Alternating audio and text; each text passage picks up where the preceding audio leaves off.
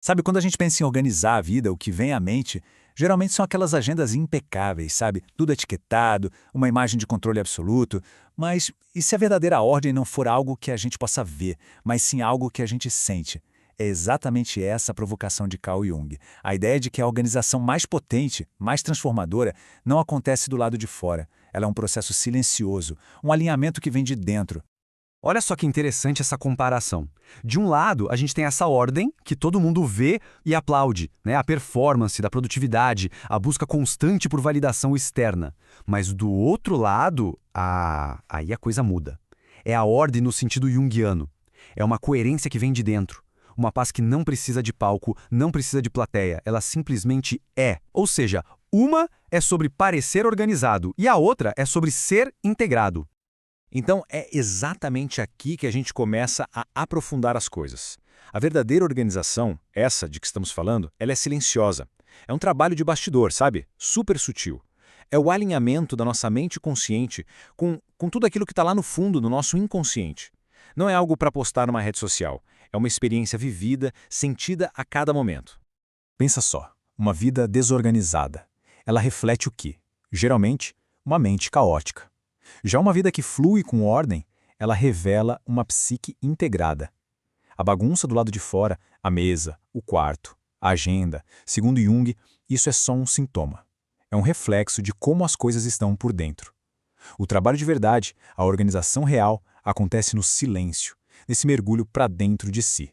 E esse caos que a gente vê do lado de fora, sabe? Os conflitos que se repetem, aquela procrastinação que não larga a gente, a autossabotagem. Pois é, isso não é só falta de disciplina, não. Para a psicologia profunda, tudo isso funciona como um espelho. Um espelho que está mostrando uma desordem interna, algo que talvez tenha sido ignorado por tempo demais.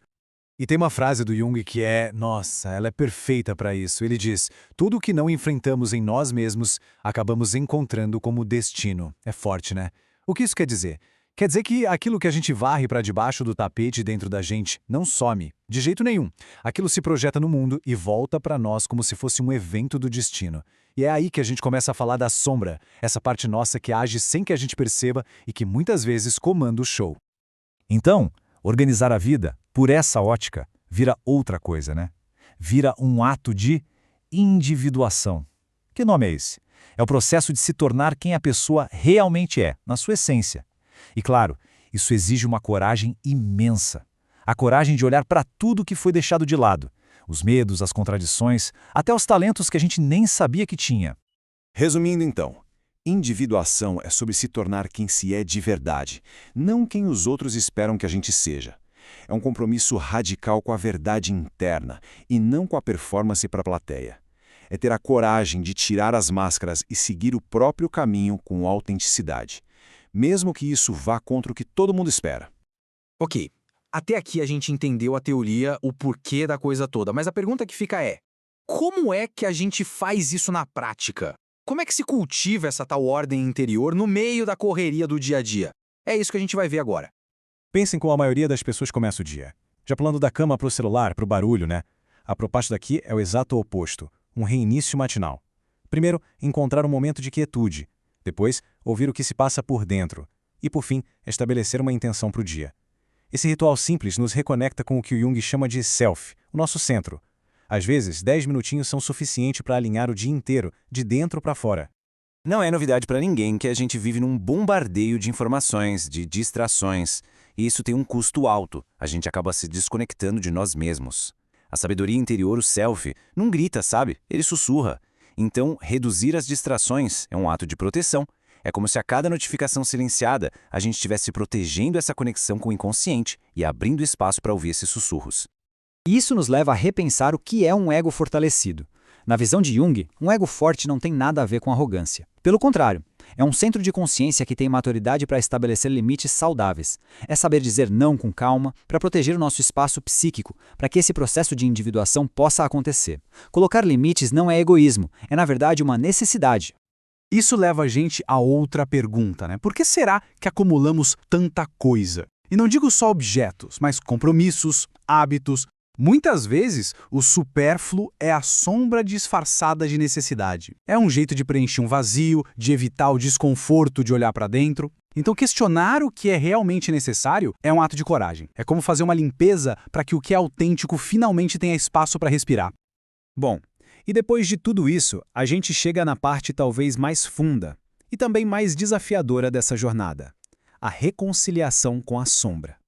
Com aquelas partes de nós que a gente reprime, que a gente nega que existem. Então, o que é essa tal de sombra? Ela é esse cantinho escuro da nossa personalidade, onde a gente joga tudo o que considera inaceitável. Nossos impulsos, nossas fraquezas, mas olha que curioso, até talentos não desenvolvidos. E o problema é que, enquanto ela fica lá escondida, ela continua agindo, continua ditando nossas reações de um jeito disfarçado e muitas vezes criando exatamente o caos que a gente está tentando organizar. E a sombra não é uma coisa teórica, abstrata. Ela aparece no dia a dia. Sabe aquela raiva que surge do nada? Ou aquele padrão de autossabotagem que sempre se repete? Ou até aquele julgamento super intenso que a gente faz dos outros? Pois é, isso tudo pode ser a sombra se manifestando. Reconhecer esses padrões é o primeiríssimo passo. É olhar para isso não com crítica, mas com curiosidade e se perguntar: o que essa parte minha está querendo me dizer com isso? Então fica claro que o objetivo não é se livrar da sombra, até porque isso seria impossível. A verdadeira paz não é a ausência de conflito. Ela vem da integração dos opostos. A serenidade de verdade nasce quando a gente começa a dialogar com essas nossas partes difíceis. É aceitar a nossa complexidade. No fim das contas, a alma não quer ser perfeita, ela quer ser inteira. Olhando para tudo isso, o processo todo parece quase uma alquimia, né? Mas não aquela dos livros antigos, com laboratórios e poções. É uma alquimia do eu, uma transformação silenciosa da alma, que acontece bem aqui, no nosso cotidiano. Porque a transformação real, aquela que dura, raramente é um grande evento. Ela é forjada dia após dia, sabe? No tecido silencioso da nossa rotina. Cada pequena escolha consciente, cada momento de pausa para refletir, tudo isso funciona como o fogo lento dos alquimistas. Vai, aos pouquinhos, transformando o chumbo do nosso caos interno no ouro da consciência. E aqui está uma distinção crucial. De um lado tem o ego, que busca controle e reconhecimento, que grita por estabilidade no mundo lá fora. Do outro tem o self, que sussurra uma orientação intuitiva, que busca a totalidade, a integração. O grande desafio da vida, talvez, seja aprender a diferenciar essas duas vozes e ter a coragem de seguir os sussurros de dentro. No fim, a verdadeira mudança é isso. Uma prática diária, silenciosa, de tornar o inconsciente consciente. É um trabalho contínuo de trazer luz para o que estava no escuro. É isso que nos liberta dos nossos automatismos e permite que a gente construa uma vida, uma vida de verdade, alinhada com o que realmente importa.